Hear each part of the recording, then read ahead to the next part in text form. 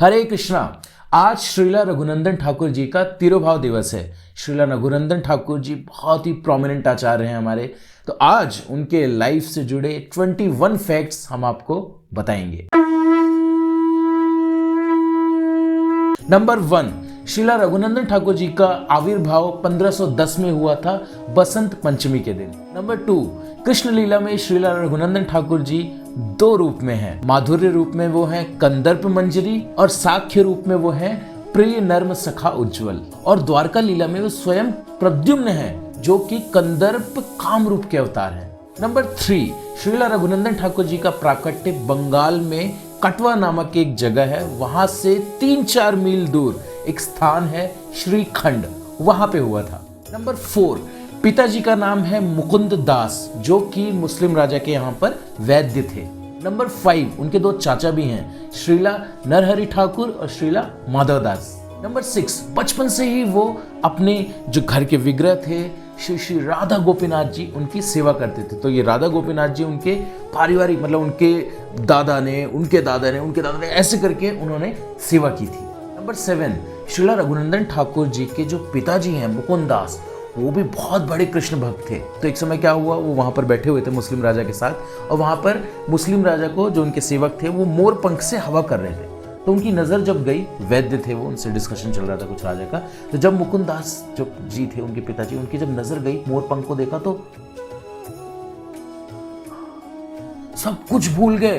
कहाँ पर है, आसपास कौन है, कैसा वातावरण है, सब कुछ विस्मृति हो गई।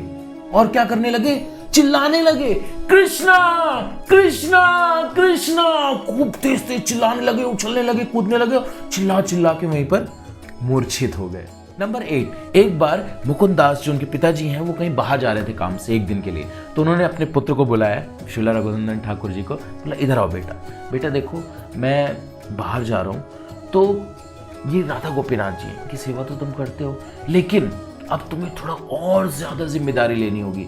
तुम्हारी माँ भोग बनाएगी, तुमको इनको भोग लगाना है, ठीक है? और पट खोल देना समय पे, घंटी बजा के अच्छे से सेवा करना, सब कुछ उनको सिखा दिया कि बेटा ऐसे ऐसे करना। और हाँ, एक बात का ख्याल रखना कि तुम्हारी माँ तुमको खाना खिलाती है ना, प्रसाद पाते हो ना, कैसे खिलाती है, इतना प्रेम से ना, उतने ही प्रेम के साथ भगवान को भी भोग लगाना, भगवान को भी खिलाना। तो रघुनंदन ठाकुर जी उस समय 5 वर्ष के थे। 5 वर्ष का बच्चा क्या समझेगा, लेकिन ठीक है, हाँ ठीक है पिताजी, और ठीक है पिताजी, ठीक करके उनके पिताजी चले गए। अब उन्होंने पट खोला, घंटी बजाई, सब कुछ किया सारा। उसके बाद भोग लेकर आया, माँ ने बहुत अच्छा भोग बनाया हुआ था, लाकर रख दिया श्री श्री राधा गोपीनाथ जी के सामने रखा। बोला भगवान खा लीजिए, मैं थोड़ी देर बाद आता हूँ, ठीक है? बोलकर चले गए। थोड़ी देर बाद आए, देखा भगवान आपने खाया नहीं, आपको अच्छा नहीं लगा क्या? भगवान भगवान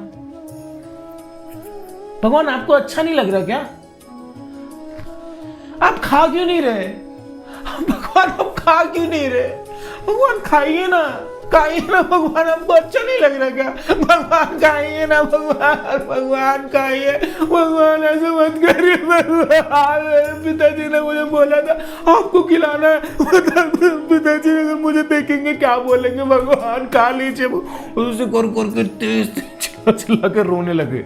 भगवान राधा गोपीनाथ जी वहां देख रहे, अरे ये क्या हो रहा है? भगवान तो बेचारे भक्त वत्सल, और ऊपर से 5 वर्ष का बालक जब ऐसे रो रहा है, तो फिर गोपीनाथ जी से नहीं रहा गया। गोपीनाथ जी विग्रह रूप में नीचे झुके, करके सब खत्म कर दिया, एक दाना भी नहीं छोड़ा। जब देखा बालक ने, यानी श्रीला रघुनंदन ठाकुर जी ने देखा, धन्यवाद भगवान जी बोल के प्लेट उठा के ले गए। तो उनकी माँ को दिखा, माँ को समझ नहीं आया, इतने पिताजी आ गए। पिताजी बोला बेटा आपने अच्छे से सेवा की, राधा गोपीनाथ जी की अच्छे से किया? हाँ पिताजी मैंने बिल्कुल अच्छे से सेवा की, जैसा आपने बताया था बिल्कुल वैसे ही किया। अच्छा बेटा आपने भोग लगाया था? तो हाँ पिताजी मैंने भोग लगाया था। अरे वाह मेरे लाल, मेरा बेटा कितना प्यारा बेटा है, जा बेटा मेरे लिए महाप्रसाद लेकर आ जा। महाप्रसाद भगवान ने कुछ छोड़ा ही नहीं। उनके पिताजी ने सुना भगवान ने कुछ छोड़ा नहीं, क्या बोल रहा है? लेकिन उनको पता था कि उनका बच्चा जो है झूठ नहीं बोलता है।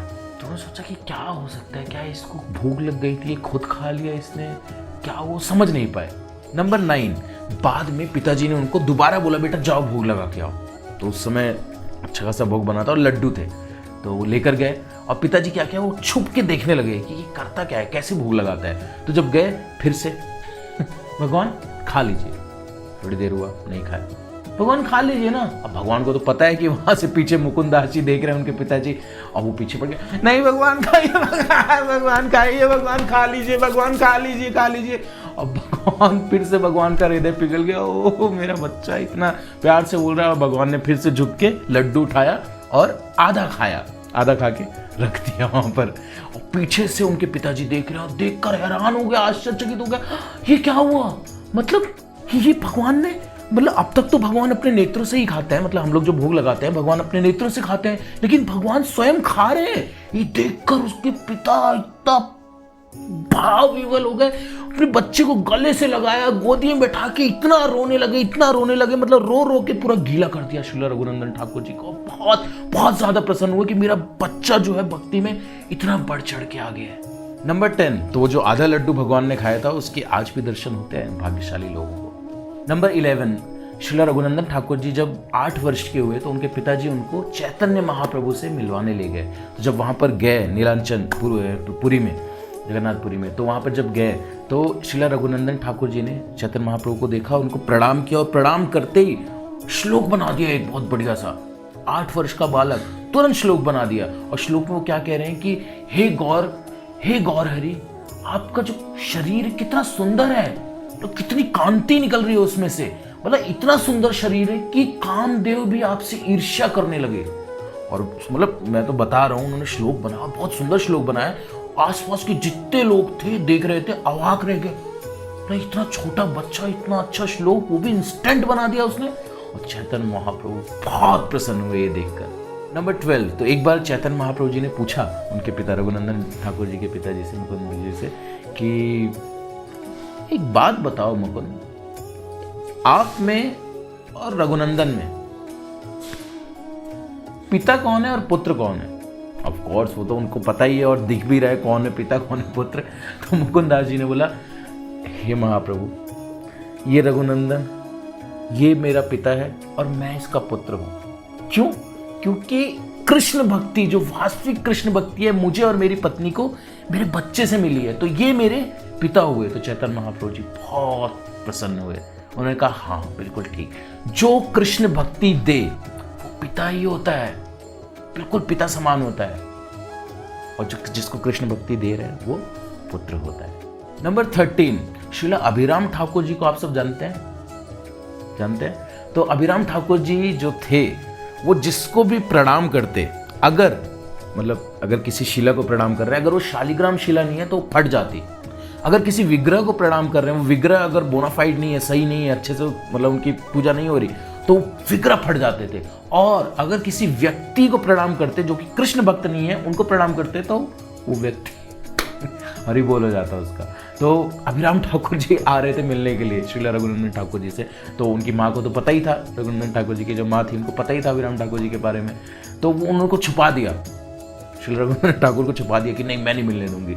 अभिराम ठाकुर जी आए, बाहर आवाज लगाने लगे, रघुनंदन ठाकुर, रघुनंदन ठाकुर, रघुनंदन ठाकुर। रघुनंदन ठाकुर जी बाहर निकल के आ गए, कहते हाँ मैं ही हूँ रघुनंदन ठाकुर। फिर दोनों ने मिलके क्या जोरदार कीर्तन किया और क्या नृत्य किया उन्होंने, आनंद आ गया। मतलब कि इतना नृत्य किया उन्होंने, इतना नृत्य किया, और अश्रुधारा कंटिन्यूअस बहती जा रही थी, मतलब ऐसा लग रहा था, मतलब पूरा जमीन वहां पे कीचड़ बन गया था, और ऐसा लग रहा था कि मतलब कृष्ण प्रेम की बाढ़ आने वाली है। पूरा भीग गया था पूरा जमीन वहां पे, थोड़ी देर मतलब और करते तो वहां तालाब बन जाता पूरा, इतना दोनों रो रहे थे और इतना आनंद के साथ कीर्तन कर रहे थे, और बीच बीच में चाबुक भी मारते। तो श्रीला अभिराम ठाकुर जी के पास एक चाबुक था, जिसको भी वो चाबुक मारते उसके अंदर कृष्ण प्रेम जागृत हो जाता था, जय मंगला उनके चाबुक का नाम था। तो मारते थे, और जब श्रीला रघुनंदन ठाकुर को मारते तो उनकी माँ देखती उसको बहुत दर्द होता, नहीं मेरे बेटे को, मेरे बच्चे को मत मारो। उन्हें लगता है कि वो मार रहे हैं, लेकिन वो मार नहीं रहे थे, तो कृष्ण प्रेम उनके अंदर जागृत हो रहा है जैसे जैसे मार रहे हैं, तो ऑलरेडी उनके अंदर जागृत था ही। और बाद में जब श्रीला अभिराम ठाकुर जी समझ गए कि ये नॉट एन नॉर्मल चाइल्ड को खूब गले से देर तक मतलब लगा के रखा, छोड़ा ही नहीं, उनको गले से लगा के रखे रहे। मतलब कि श्रीला रघुनंदन ठाकुर जी छुड़ा के उनको प्रणाम करना चाह रहे थे अभिराम ठाकुर जी को, लेकिन वो छोड़ ही नहीं रहे थे, कस के उनको बहुत देर तक उनको गले लगा कर रखा हुआ था। नंबर 14, श्रीला रघुनंदन ठाकुर जी क्या नृत्य करते थे, जैसा कि हमने आपको बताया, हो कृष्णा, मतलब कि ऐसा एक्सटैटिक नृत्य होता था उनका, इतना ट्रांसेंडेंटल ऐसा नृत्य करते थे कि एक बार उनके पैर से जो नुपुर है वो निकल गई, और आप गेस करिए कि कितनी दूर जाकर गिरी होगी, मतलब किस वेग से वो नृत्य कर रहे होंगे। ज्यादा से ज्यादा 10 metre, 20, 100 metre, 500 metre impossible, 3 kilometre दूर जाकर वो नुपुर गिरा। अब आप सोचिए कि किस वेग के साथ वो नृत्य कर रहे थे, और वो जहां पर वो नुपुर जाकर गिरा वहां पे कुंड बन गया, उसका अभी भी वो कुंड है, उस कुंड का नाम है नुपुर कुंड, और वो नुपुर जो है वो अभी भी रखा हुआ है संभाल कर। नंबर 15, एक बार श्री रघुनंदन ठाकुर जी ने भागवत कथा आयोजित की, बहुत दूर दूर से बहुत सारे भक्त आए, और नित्यानंद प्रभु के पुत्र भी उसमें आए, वीरभद्र जी। तो वीरभद्र जी जो कि चैतन्य महाप्रभु के ही अवतार माने जाते हैं, क्योंकि चैतन्य महाप्रभु ने उनको कहा था नित्यानंद प्रभु को कि मैं पुत्र रूप में आऊँगा आपके पास। तो आए वीरभद्र जी, और भागवत कथा हुई, और भागवत कथा के बाद कीर्तन स्टार्ट हुआ, और कीर्तन स्टार्ट हुआ तो फिर, लेकिन कीर्तन से पहले उन्होंने क्या किया, रघुनंदन ठाकुर जी ने सारे जो भी इंस्ट्रूमेंट्स थे, जो म्यूजिकल इंस्ट्रूमेंट, उन सबकी पूजा की उन्होंने, चंदन और माला से सबकी पूजा की। सो शोज की मतलब कि हमें भी उनका सम्मान करना चाहिए, जैसे हम करताल या मृदंग सब इधर उधर फेंक देते हैं ना, ऐसे फेंक के नहीं रखना चाहिए, उनका सम्मान करना चाहिए। बलराम जी हैं वो स्वयं। तो सारा अरेंजमेंट हुआ, सब कुछ हुआ, उसके बाद कीर्तन हुआ, कीर्तन में खूब नृत्य हुआ, और श्री रघुनंदन ठाकुर जी फिर भावावेश में आ गए और चिल्लाने लगे, गौरांगा गौरांगा गौरांगा गौरांगा गौरांगा गौरांगा, तो इससे चिल्लाने लगे, गौरांग महाप्रभु स्वयं वहां पर प्रकट हो गए, प्रकट होकर सबको एक एक करके उन्होंने पैसिफाई किया। और वहां पर एक अंधा व्यक्ति भी था जो वीरभद्र जी को देखना चाहता, उनको आंखें दे दी। नंबर 16, और पूरी रात सभी भक्तों ने कीर्तन और नृत्य किया, और जब सुबह हुई तो सारे लोग ब्रह्मा जी को कोसने लगे, जैसे गोपियां कोसते हैं ब्रह्मा जी को कि हमको क्यों दे दिया, ये पलक झपकता है हमारा, मतलब उस वक्त हमें दर्शन नहीं होते भगवान का, और 1-2 आंखें क्यों दी हमें, अनगिनत आंखें क्यों नहीं दी। तो वैसे ही ब्रह्मा जी को कोसने लगे, इतनी छोटी रात, मतलब उनको लगा कि अभी तो कीर्तन शुरू हुआ था और अभी खत्म हो गया, ऐसा उनको फील हो रहा था, ब्रह्मा जी को सब कोसने लगे। नंबर 17, श्री रघुनंदन ठाकुर जी ने बहुत सारा प्रसाद जो है वो अर्पण किया चैतन्य महाप्रभु जी को, चैतन्य महाप्रभु जी ने वो पाया, और फिर वो महाप्रसाद उन्होंने अपने चाचा की समाधि पे लेकर गए, जो कौन है, श्रीला नरहरि ठाकुर जी, उनकी समाधि पे लेकर गए और उनको अर्पण किया। जैसे ही वो प्रसाद अर्पण किया, श्रीला नरहरि ठाकुर जी समाधि में से निकलकर उन्होंने वो प्रसाद ग्रहण किया, और जब श्रीला रघुनंदन ठाकुर जी ने ये सब देखा तो वो रोने लगे, मतलब कि क्या है ये, क्या मतलब ट्रांसेंडेंटल ये प्रसाद है, क्या दिव्य प्रसाद है, कि मतलब कि चाचा समाधि में से निकल कर आ गए, क्या मतलब उनकी पोजीशन क्या है उनके चाचा की, रोने लगे। लेकिन फिर देखा बहुत सारे भक्त आसपास, तो अपने आप को कंट्रोल किया। नंबर 18, श्रीला रघुनंदन ठाकुर जी की बहुत इच्छा थी श्रीनिवास आचार्य जी से मिलने की, और श्रीनिवास आचार्य जी की भी इच्छा थी श्रीला रघुनंदन ठाकुर जी से मिलने की। और जब वो दोनों मिले, आखिरी समय उनका था श्रीला रघुनंदन ठाकुर जी का, तो जब वो दोनों मिले बहुत प्रसन्न हुए, और श्रीला रघुनंदन ठाकुर जी ने बहुत आशीर्वाद दिया श्रीनिवास आचार्य जी को, बोला कि खूब प्रचार करो, खूब भक्ति का, खूब कृष्ण का, खूब महाप्रभु के नाम का प्रचार करो, बहुत आशीर्वाद दिया। नंबर 19, अपने आखिरी समय में श्रीला रघुनंदन ठाकुर जी 3 दिन तक लगातार कीर्तन करते रहे, लगातार कंटिन्यूअस कीर्तन करते रहे, और फिर चैतन्य महाप्रभु उनके हृदय में प्रकट हुए, और श्रीला रघुनंदन ठाकुर जी अंतर्धान हो गए। और कई लोग बताते हैं कि धीरे धीरे करके उनका शरीर का साइज जो है वो छोटा होता रहा, और वो गायब हो गया, उनका शरीर नहीं हुआ, ऐसे डिसअपीयर हुए श्रीला रघुनंदन ठाकुर। नंबर 20, श्रीला रघुनंदन ठाकुर जी के पुत्र का नाम है कनाई ठाकुर, और उनके जो वंशज हैं वो अब भी श्रीखंड जो क्षेत्र है वहाँ पर रहते हैं।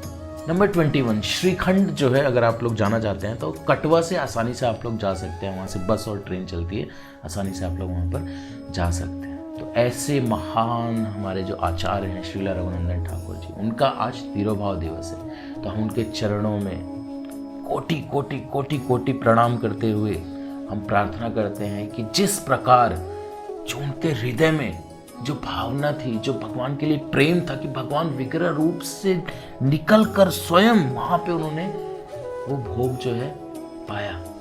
ऐसा ऐसा इसका एक एक कतरा भी हमको वो प्रेम जो है, वो भाव हमें मिल जाए, ताकि हम भी कृष्ण प्रेम जागृत कर पाए। श्रीला रघुनंदन ठाकुर जी की जय। जगत गुरु श्रील प्रभुपाद की जय।